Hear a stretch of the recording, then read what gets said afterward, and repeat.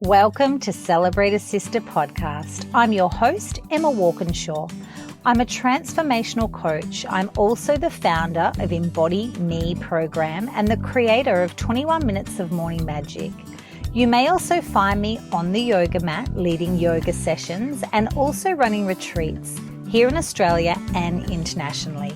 Here on the podcast, I bring you some pretty incredible guests. We talk all things self-belief, body acceptance, personal development, outdated beauty standards, and we also call BS on the toxic diet culture, accepting the beautiful bodies we were born into, letting go of all the beliefs, and raising our self-awareness. I also come to you from time to time with a little solo episode, a little Life According to Emma moment. I'm so glad you're here. Enjoy.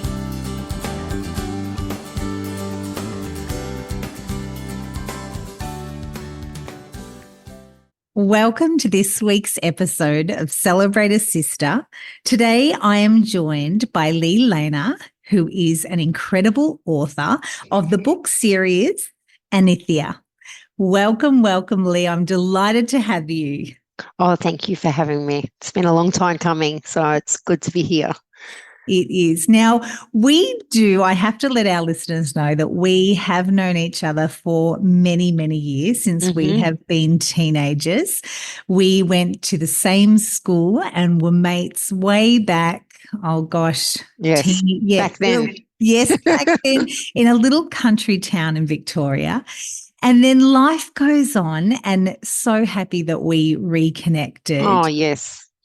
So good. So, yeah. Lee, I want you to talk today about becoming an author. You've done some pretty extraordinary things. You have written a series of books, which was quite secretive in a lot of ways, and nobody knew for many years, which is phenomenal in itself. And I find the creative process so fascinating. So I would love today for you to share with everybody, because I think there's quite a lot of people out there that feel they have a book in them, but it takes a lot of courage. Oh, yes. But more than courage, commitment and consistency. Definitely. To give birth to a book. So I'd love you to rewind all the way back when Anithia, your book series, was born, and how did the book writing show up for you? Talk to us. Well, I've always been sort of inspired by courageous women of history. I think that sparked me as a woman to do something that was important to me in the world or in my world. And I always was forever doing something creative. I was always with my hands. It was clay work. It was learning to play guitar. It was forever drawing. It was always at the arts. And that's where I came to life, I guess. And nothing really became of anything, but I just loved doing it. So I just continued to do it. I'd played guitar for many, many years. And then I started to put lyrics to the chords, I guess you'd say. And that's when my love for storytelling just come to life. What a journey it was. So yeah, I'd write songs, always about sort of a theme, always kept on repeating and coming through. So I remember sitting there once thinking, look, maybe it's more than 3 minutes worth of music. So I thought I'll sit down and I'll get a book out, like an A4 book, and I'll just write, and I'll probably get a page in and just throw it away. So long story short, that book filled up pretty quick, and I thought, I better start putting this onto a computer, because else I'm going to have to rewrite, how many A4 notebooks onto the computer. So once I got onto the computer and just started typing away, I didn't stop. I didn't stop. So it was like 4 to 6 years it took me to write it. But it was the most creative, special, magical time of my life. I was loving life, just being so creative and that's, I guess, another side note. I only got to that point of writing that much because of my practice outside of being creative, and that was meditation. Exercise and meditation seems to kick off my creativity on another level. So what's that practice? So when you sat down, so 4 to 6 years of writing, started in an A4 notebook, went to the computer. So essentially that song turned into a series of books that you wrote over years and years. So what was the practice of writing? When would you write? You talk about the exercise and then the meditation and then writing. What would kind of a day in Lee Lehner's life look like when you were writing these books? So I would get up at, say, 5:30. I'd go exercise, get the endorphins going, come back inside, get my son off to the bus to go to school. I'd come back in to the house and write as quick as possible to get everything out, because that's another thing. It came like I couldn't write. I don't know, when you do your journaling and you write, your hand can't write as fast as what your head's sort of telling you. So it's all looked down like, oh my God, it's so messy. So it was coming so hard and fast, and it was like a movie. I could see it and I had to write all the scenes from the movie quick. So it was a lot of work, a lot of words very fast, and then I'd have to get off to work. So 3 days a week I made it that I wanted to start work at lunchtime. So those 3 days a week in the morning, I would be writing like a possessed woman. And weekends on my lunch break, they'd all say, "Are you coming into the lunchroom for lunch today?" And I'd say, "Oh no, I'm just going to go for a walk outside." But really I'd run to my car and just on a piece of paper, I'd edit, say what I wrote the day before, print it off, and then Wow. So weekends, sitting there watching my son playing football, I'd be in the car on the breaks editing. So I loved it. It's like when they say, those Wayne Dyer and all, you'll know it when it's not a task, it's not hard, and I could do it continuously forever without running out of any energy in writing. Like I could sit up all night just to get this story onto paper. Wow. Yeah. But, at work, make me write something up for work and oh my gosh, I'd hate it. But give me that book. Did you know from that moment of the song that turned into A4 pages, books, and then onto the computer, did you know you were writing a book, or did you think you were writing a movie? What did you think it was? Well, when I was writing the book, I wrote it on such a dinosaur of a computer that it didn't also have a word count. So I wrote. When it was finished, I got a USB stick, put it onto the USB stick, took it into work and put it in, into the computer at work. And it said that I'd written over 528,000 words, and I nearly fell off the chair. And I thought, maybe the computer's wrong. I'll go into the other office and put it in there. Did the same thing, same amount of word count. Wow. So I thought maybe I've written a book. Yeah. I'd written 5. Wow. So did I even know that I'd written 5 books? No. Did I know what I was writing? No. I just wrote. It was so creative. It was so like I knew the story, but I didn't know this. I I don't know. I don't even know how to answer that one. Explain it. No, you've Yeah. answered that. Yeah, because But it's a sorry. flow. Yeah.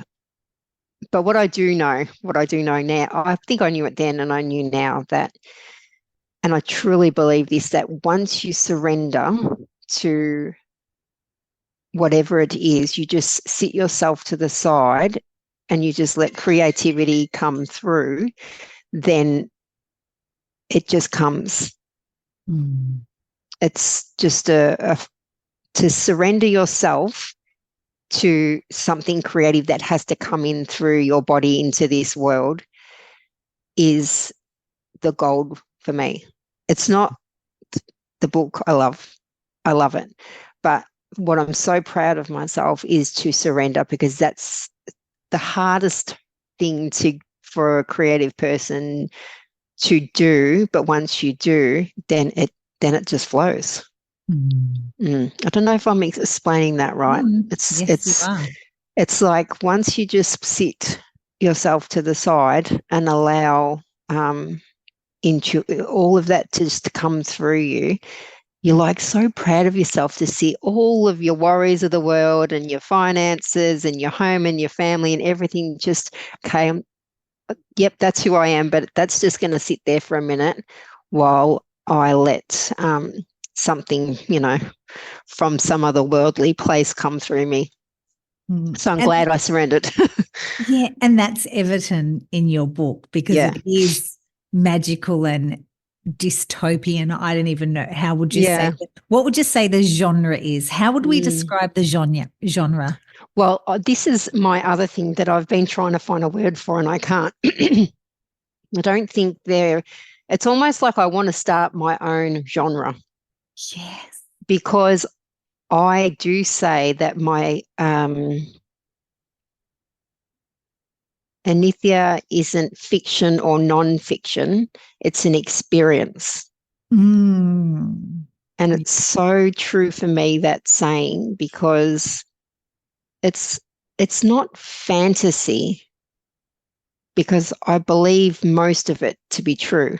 And it's not romance in a sense, but it's a love story. And it's got time slip in there because of when she goes to the library, she can pick the book off the shelf and disappear into that life. So there's a time slip, which is what makes it the fantasy. But then I think like it's almost a rewinding of time to ancient female wisdom. So it's so many genres in one, but I think it transcends all those genres that are already in existence. I think there's also some archetypes, because like you say, people identify with different characters. Like you say, women's wisdom, but people also identify with the characters in the book too, almost like an archetype of a woman. Yes. And of the earth, even, like there's the earth story to it. And people a few men that I've known, they've identified with the earth side, that are very grounded men. They've identified with the earthiness of the book, and it's like the earth tells the story as well through the book. So yeah, it does transcend genres for sure. Yeah. So you're right. Perhaps, Lee Lehner, we need to see a genre created by you.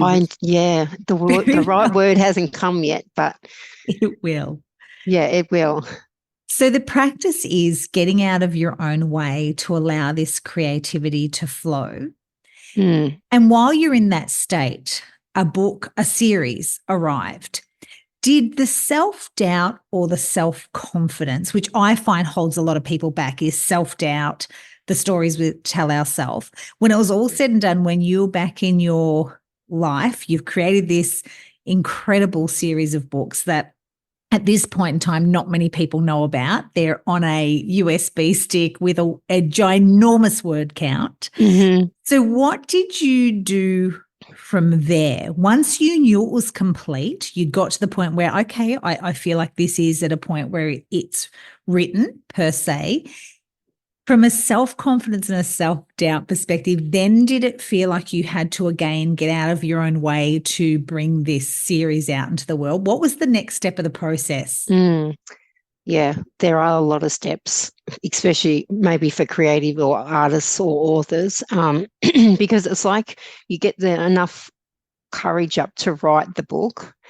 You get to that level, you get to that level, like on a step, and then you've got to, okay, I'm good at that spot. I wrote a book or I've written a page or a chapter, and I've got another beat I've got to reach. I've got to take another step, and then you've got to get uncomfortable in taking that next step and being unfamiliar at that step until you get confident and have enough courage to take another step. So there's continuously forever steps I'm taking, putting myself out of my comfort zone to get to the next step. Even in just, that's a bit in the future, but like writing it and having the belief in myself to write it for, say, 4 years without anybody knowing, except for my son and my parents and sister, just to be courageous enough to write a book that you don't know is going to go anywhere or how long it is, and just keep on doing it anyway because it has to be written, is courageous, because not many people I know lock themselves in a room for 4 years and don't go out just to write something that they don't know where it's going. So I don't know if that's faith in myself or I don't know. It was just, yeah. And then there's the next step of like going into sharing it. Oh, sharing what you've written. It's like your heart and soul is just on this piece of paper and you're bearing yourself to the world. And yes, I gave it to my dad because he's an avid reader, and my sister. And when they liked it, I thought, oh, because they'd tell me, they'd say, you know, Lee, go back to playing guitar or something. And my dad, he just loved it. I'm like, oh, maybe. I remember he said to me, it's just as good as any other books I've ever read. I'm like, oh, so maybe I am a storyteller. Maybe I can do this. And then my sister got a whole different take. She took the love side of it and loved it. So there are steps along the way that you take. And then there's the marketing of it, like getting up on a stage and talking. I fear public speaking, like in any, like at speeches, in when I'm being a bridesmaid, I hate that. Oh my goodness, not me. Don't make it about me. And having a book launch and having to get up and talk, it's just another step where you just have to get some courage on. And I do tell myself that it's not about me. It's my soul's message to the world. So get out of the way, physically, humanly, in all my doubts and fears, and just let your soul do what it's come here to do. So wherever that soul wants to lead me with this story, I go. I'm an obedient physical manifestation of my soul. And do you think a calling, when you think of the notion that we all have a calling, which is what you've really alluded to there, it's your soul's purpose, and you have to you've gotten out of the way to write the book, but then there's this continuous getting out of your own way, standing on a stage and speaking to people, launching the book, the marketing side, because as we know, you can't sell a secret. You could have written this book and you could have kept that on that USB stick. You could have kept that in that computer, or maybe you could have just printed off for your dad and your sister, but you didn't. And you've kept taking almost like you keep getting the knock and the call to keep taking the next step. Could you not? No. Well, I have personally overcome so many self-doubting thoughts and the criticism in my head, and I'm very hard on myself. like who am I to write a book? Like I can't spell very well. I've learnt to. um, I don't really read many. I've not been one of those. They in the world they say read, read, read. The more you read, the better you write. I don't read. I read books that educate me, non-fiction. I haven't read a lot of fiction books. So yeah, I don't. Yeah, But in a it's way, you're untainted in a lot of ways. and that's what I love about it, because I'm not writing to suit anybody. I'm writing to suit the story. The Mm. audience that I'm writing for are the characters in the book Mm. or myself. They're not to suit. I've never been this person. I've never done things for other people's maybe validation much. I know we've all done that. I'd be stupid to say if I didn't, but I've always done more like if I've got to go down the street and I look a mess and I've got to go down the street, I'm just going to go down the street. I don't care. Yes. Yeah. This story was written for the story, not for anyone to approve of. I don't know. Did I answer your question then? I don't know Yeah. if I went No, off you track there. did. And hence it not fitting a genre per se, Mm. and it being a little bit of this and a bit of that, because you've not been influenced, because you've written if you have read a book, it's been a different style for educational purposes or to learn something, but it's not been in that area of for the pleasure of reading. Although that is the book that the series that you've written is purely for pleasure, and like you say, it's an experience. Mm-hmm. This series is an experience. So what would I know everyone's going to probably answer this differently, but if you were to describe what kind of an experience someone is going to have when they pick up these series of books, what would you say the experience potentially could be for them? Okay, so it's to bypass your brain and the way you perceive the world, and it's aimed straight to the soul. So the story and the message in the story is meant to reach your soul, something that not a lot of people are in contact with. So that's the aim of the book. I think it's said in the first couple of pages. Yeah, it's not for humans, it's for something other than humans, as in something deeper, more eternal. Yeah. It's message and the experience that your soul is supposed to encounter, not the way you're going to judge it with your brain. Is that, yeah. So it's speaking to the consciousness, the subconscious. 100% conscious. Oh, I think I don't do subconscious or conscious, just for me. Yeah. There's like supposedly one consciousness. Yeah. So I think it's only sub when you're not connected to it. Yeah. But when you're connected to consciousness, it's not underneath, sub, or above or anything. It's there when you tap into it and you allow it to come into your existence. Then you write a book, and that's the experience the reader is going to have. Yes. It's the experience of consciousness, of soul, of other. Yeah. Yeah.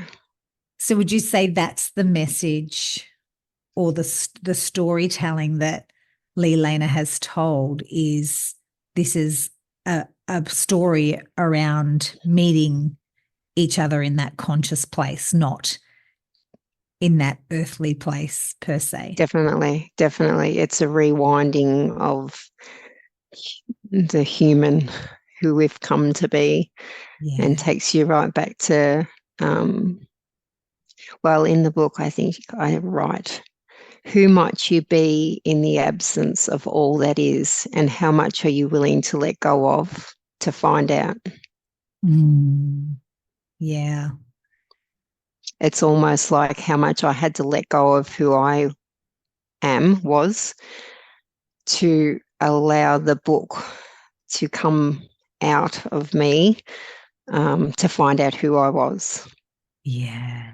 And that goes back to that consciousness, because, soul, it's the fundamentals of who we are, I feel, in my perspective. Yeah. And then we cake on everything on top of it, and life and experiences, and but stripping it all back. I think that's what I tried to do that's what the story did. It takes you back to the experience of being innately who you are. And that's another line in the book a lot. It's the innate within. All the Anithians talk about the innate within. So it's the consciousness, the soul, whatever you want to call it, is the experience that the book wants you to have. Lee Lehner, are you an Anithian? I haven't answered that. Yeah, maybe. I love it. So we are now up to, there are 2 books into the world out of the series, and there is a third one coming this year in 2024. And then there will be a 4th.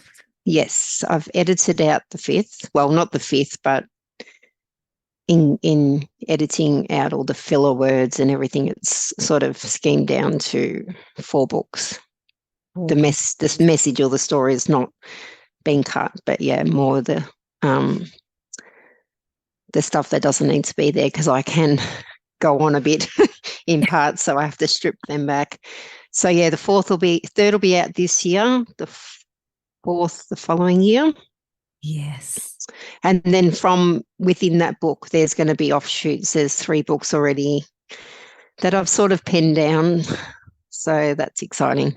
And because the series is already written and I'm only going back to edit it, I kind of want to move on to these other 3 books that I haven't written, because I've got it all in this head of mine. So I can't wait to get the 4th book finished, edited, so that I can get creative again. And Yes.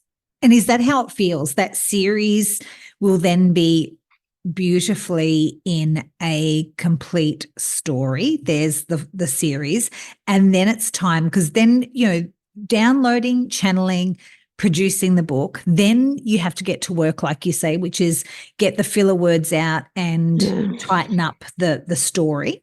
So once that is done, then you get to move into your flow and create again.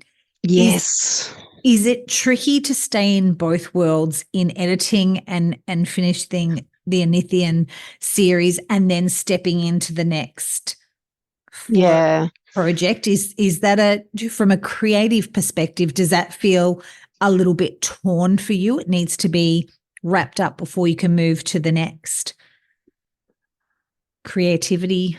Yeah, it's a bit. So when I first started editing the series, I wondered, and I've often wondered it, but now I don't, that will I remember how to write, or will the creativity be there, or will I get blocked because I never got writer's block? Is it going to be there? Like, oh my God, am I going to be able to write still? But I have got over that, and I can. Because even in editing the 4th book now, a lot of what I wrote 10 years ago when I wrote it, I remove, 20 pages and start writing it again now in my creativity now, because it's better maybe in some parts than it was 10 years ago.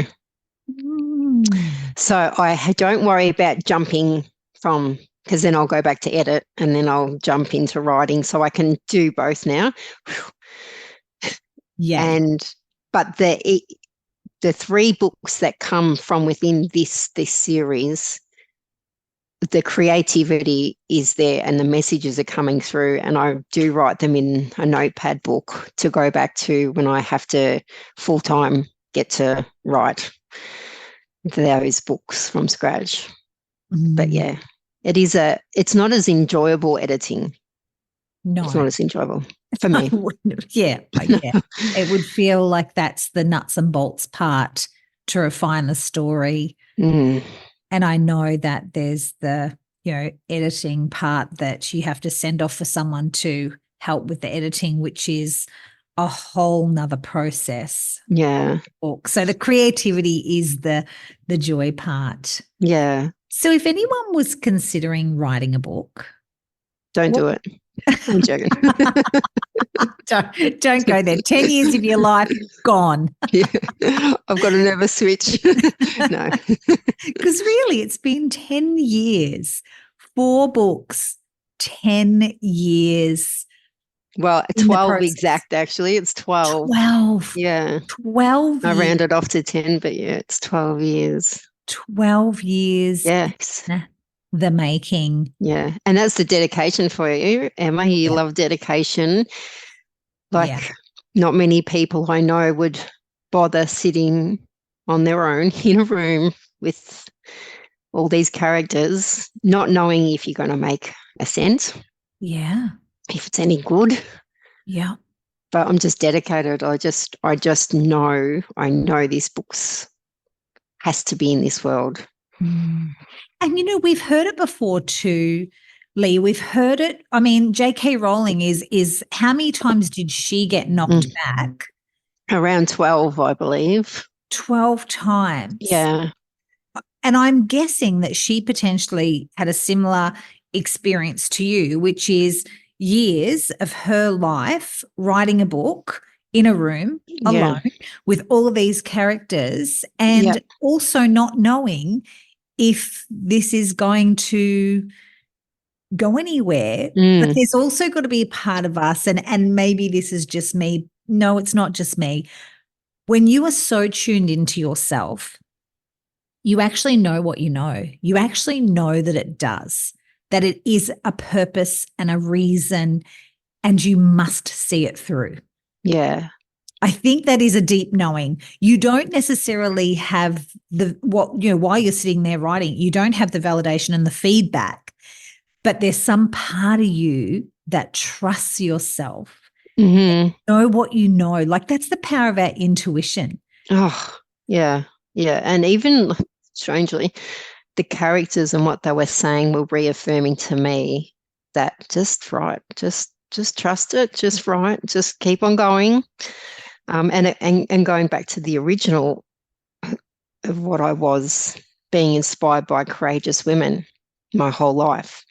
I'm sure when they got going, they didn't maybe know they were going to be famous or complete something or just get out of that crappy relationship or raise some amazing children. Like, courageous not meaning just famous. It's they've done something remarkable in their world, creatively maybe, that's changed other women's or other people's world. Yeah. And they wouldn't have known that at the very beginning. No. When they first set out. So yeah, having the courage to just keep on going with something that you know in here, it has to be in the world. It just has to. Yeah, it's just got to be in the world. That's the backbone of it in your head, I think, to know that you're trusting it, you're dedicating yourself to it.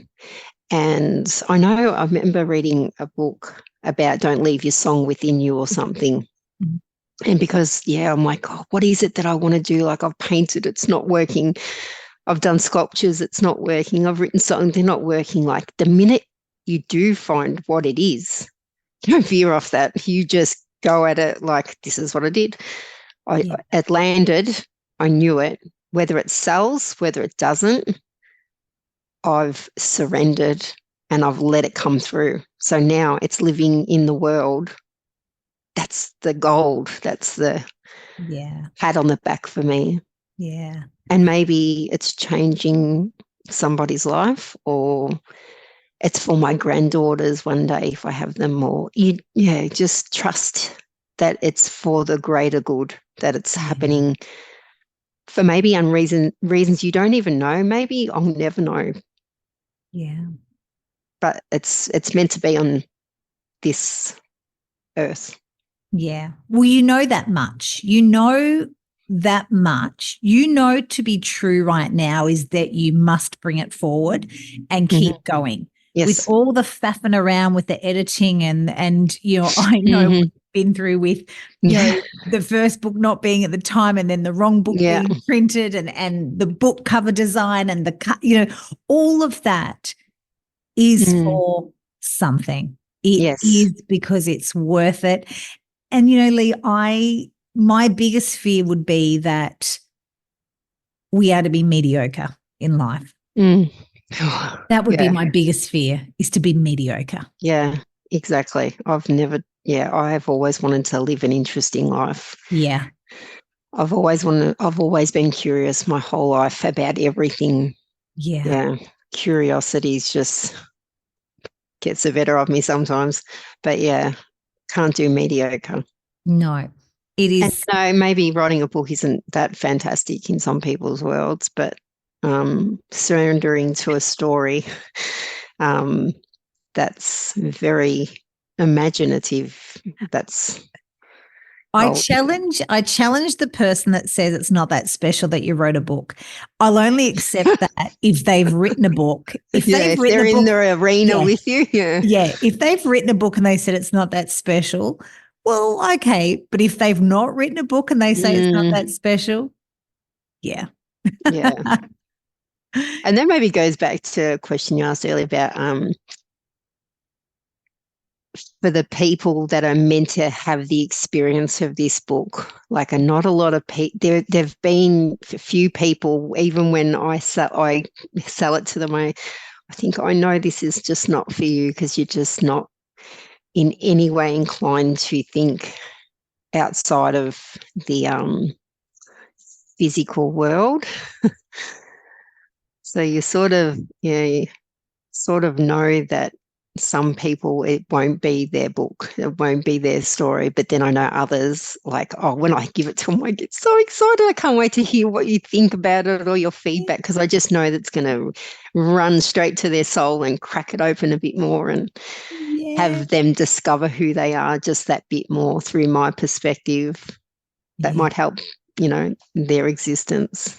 So those who are listening to this, who is that person that will absolutely love this series? What if you were to typecast the person that's going to read Anithia series, who is this person? Well, I believe her to be a female because at the guts of it, it is about a woman's journey to know why she's living on the earth, and to strip away everything to get to the innate within. So she might be on her journey of just starting to let go of her humanness, I call it. Yeah, your humanness. So the first book is about a woman in love, in the world, chasing everything outside herself, knowing there's something maybe inside there's a little bit more to her, but she doesn't seem to be fulfilled by what the world's offered her so far. So there's women out there that are sort of just kicking off, or knowing that they're not in the right space, or they're chasing, or they've lost. So it will speak to that woman. But then as it goes, second book, got to make sure I don't give anything away. This is true, yes. So so a woman who's maybe a bit down the path into maybe her spirituality, or wanting something deeper and more meaningful out of life, it then speaks to that woman. Mm. And as it goes on, it speaks then directly to the core of the woman, Mm. who we were maybe thousands of years ago. That I don't know, a woman who is in touch with all of her feminine aspects Mm. and is aware of the world as well, but is living to this, not to that. Yeah. Yeah, so it's for that woman as well. So it's for women Yeah. on all different journeys in life, I believe. It can take Yeah. you right through. So it sounds like a So yeah. sweet little reminder of her coming home. Mm-hmm. Yes, yes. Mm. And all the trials and tribulations we go through as women, as people on this earth. There's a great message for the woman who needs to learn how to let go Mm. of what the world's put on her. Yeah. Yeah, because I Mm. think we get bogged down by what society has done to us, and we get stuck in that, or the way we're meant to be as women in this day and age now. Mm. We are sort of stuck in this, and I guess women along in history have got stuck in the modern day age of how you're meant to look, feel, perform in society. It takes away all of the illusion of who women are meant to be and Yeah. brings you back to just the energy of being a woman and letting the energy of the woman then guide you as a woman on the earth, not what society might think you need to do. Yeah. The expectations Mm. of the world. Yeah. Yeah. And it is interesting, just watching those who get caught in it.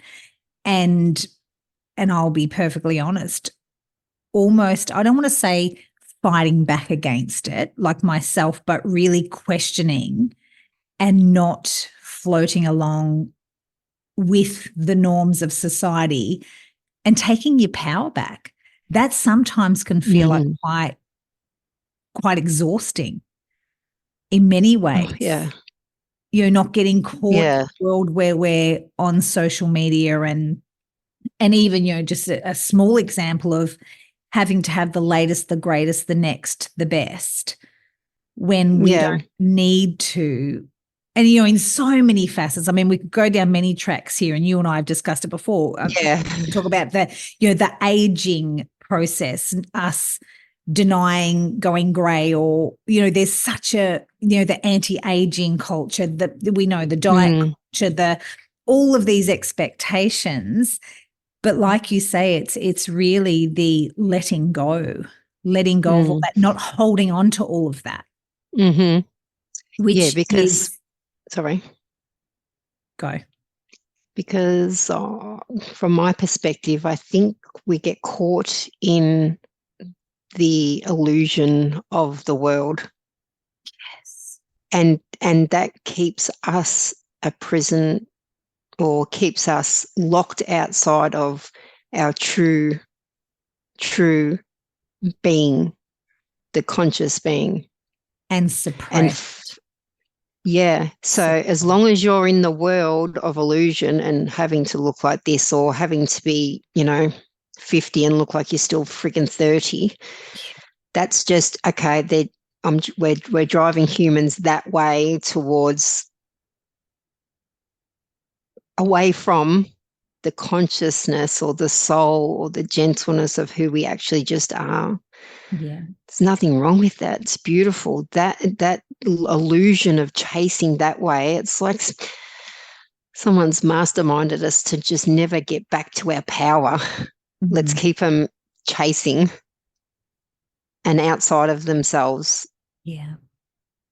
And And and Lee, that's what I love about your story of creativity and of being in that process of writing for the sheer joy of yourself, because that was your spiritual practice, I believe. They're my words. Yeah. Yeah. Like say exercise, meditation, and then into creativity for the sheer joy of it. And this was not for any external validation or any gain.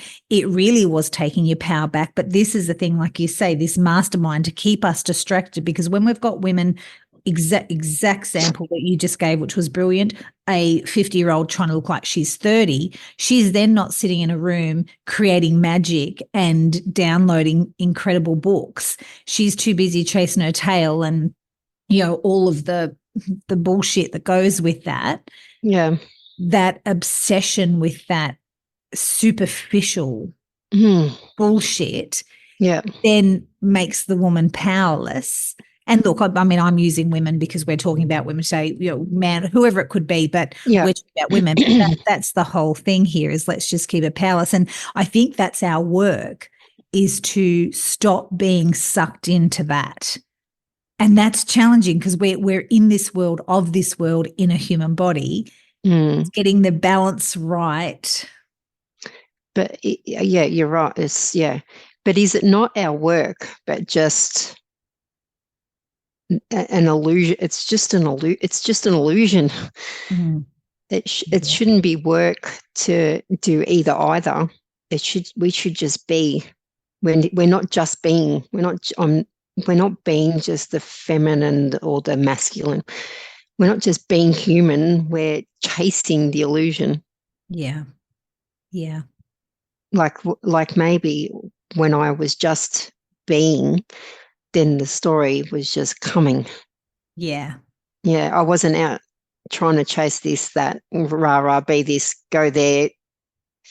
Oh, craziness. Just when you're just who you are innately, it's you trying to be anything other is a lie. It's just a waste of time. Yeah. I could be doing what, my soul's come to do, or I could just be going to get my nails done. For who? For what? Yeah. And that's the question we have to ask ourselves when we are pulled. So to question the illusion, when we are pulled to an example, and not that I actually don't care if you have your nails done. I know you don't. Yeah. No, we actually don't care. No. That's not what we're talking about here. No. I don't care if you've got your nails done, your eyelashes done, or whatever. But the question is to ask, who is it? Am I doing this for? Why am I doing it? And what am I hoping to get from it?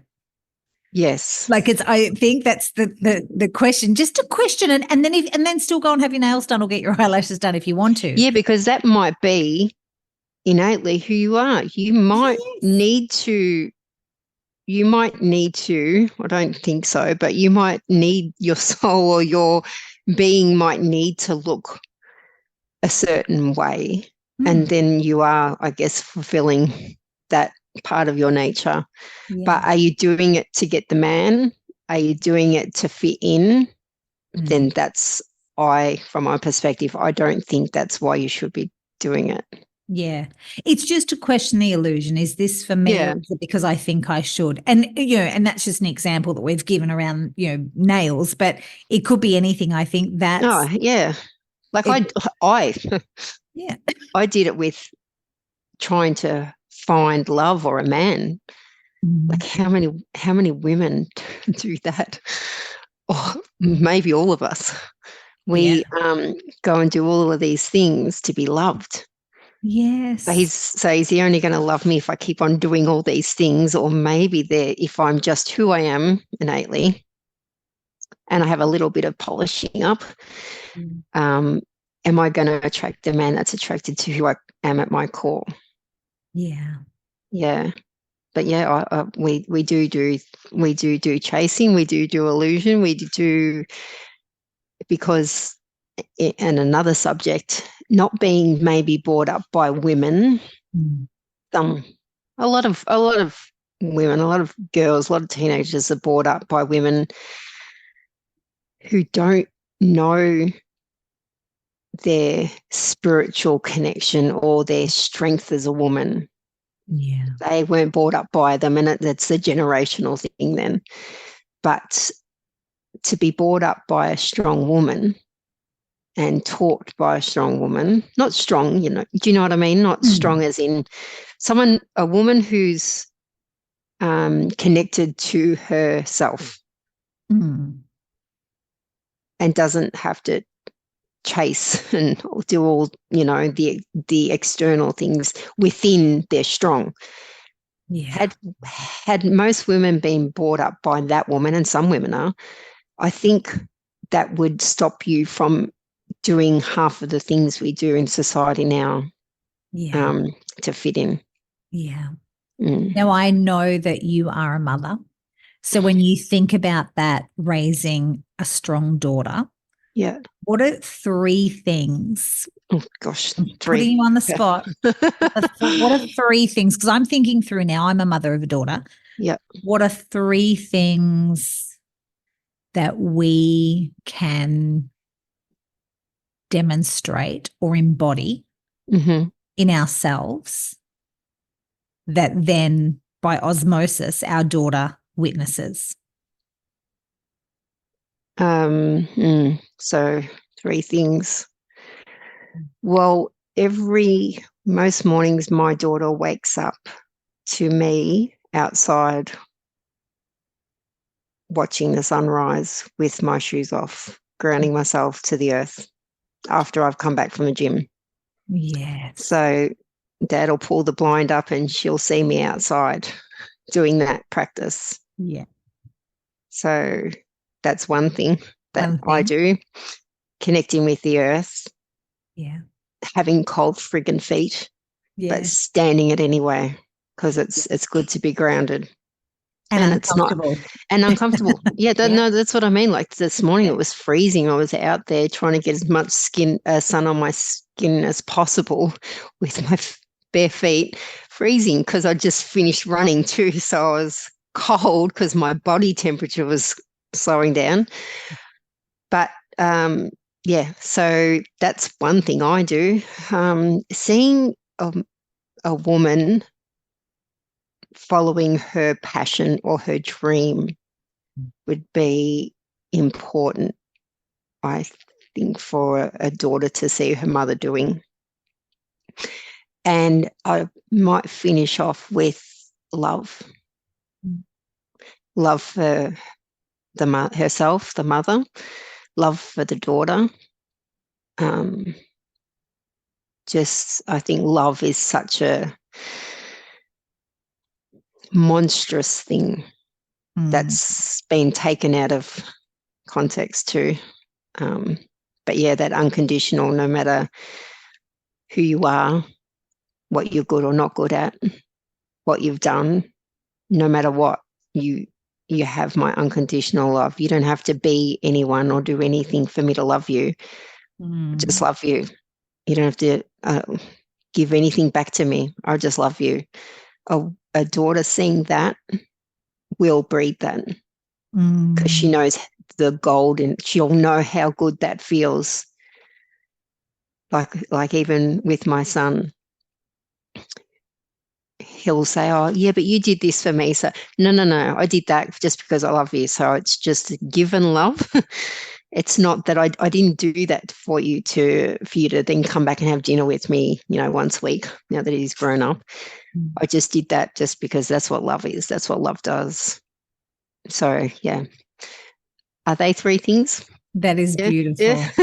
Oh my God. And finishing with love. So it's, practicing being grounded and like the example of being a little uncomfortable. You got to, you got to get uncomfortable and you got to show your daughter, your child that it's tough. It's not easy. It's not meant to be easy. You're meant to go through the hard yards. Yeah. In the right avenue and do the hard things and show them that you can do hard. Yeah. We're women. We can give birth, for crying out loud. Yeah. We can do hard.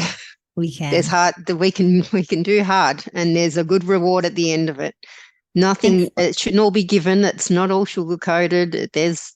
there's tricky things in that world that we have to accomplish, and in the accomplishment of them, boy, do you grow. Yeah. As you would know.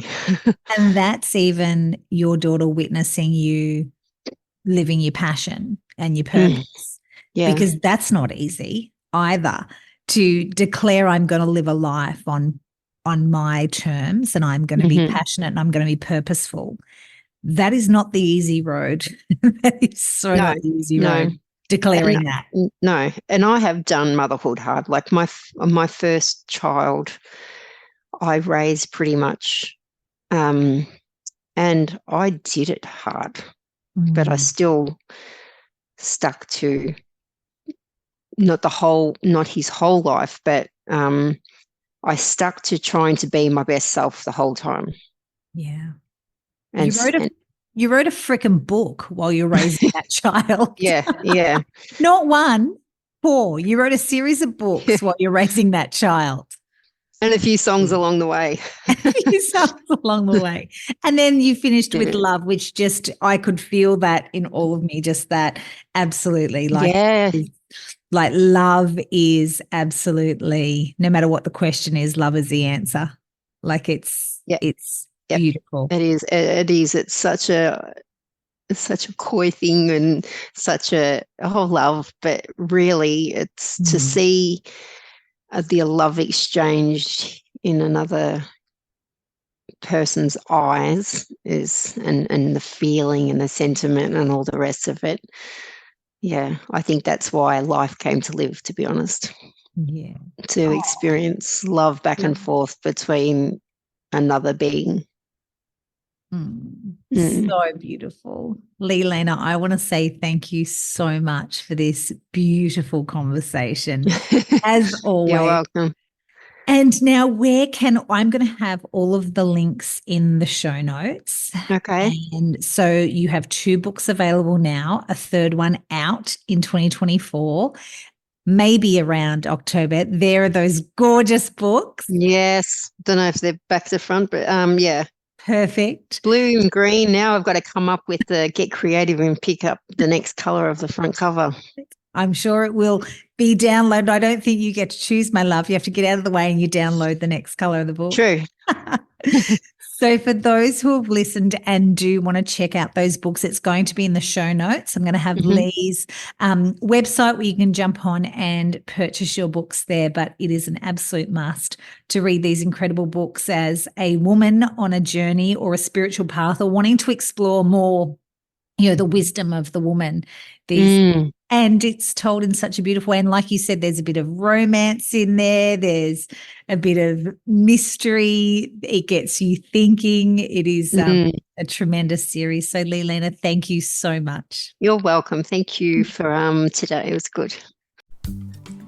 Have you checked out my latest creation? Yes, I am a published author. I've written a book. 365 Days of Morning Magic. Manifest a life you love with clarity, calm, and joy. This little book is a daily guide that helps you set your intentions. I also invite you to join my free group, 21 Minutes of Morning Magic, on Facebook, where I gather regularly with you all and we go through a beautiful little process of yoga, some flowetry, setting an intention for the day. So if you'd love to be part of that, click the link below, and I hope you enjoy this beautiful little book.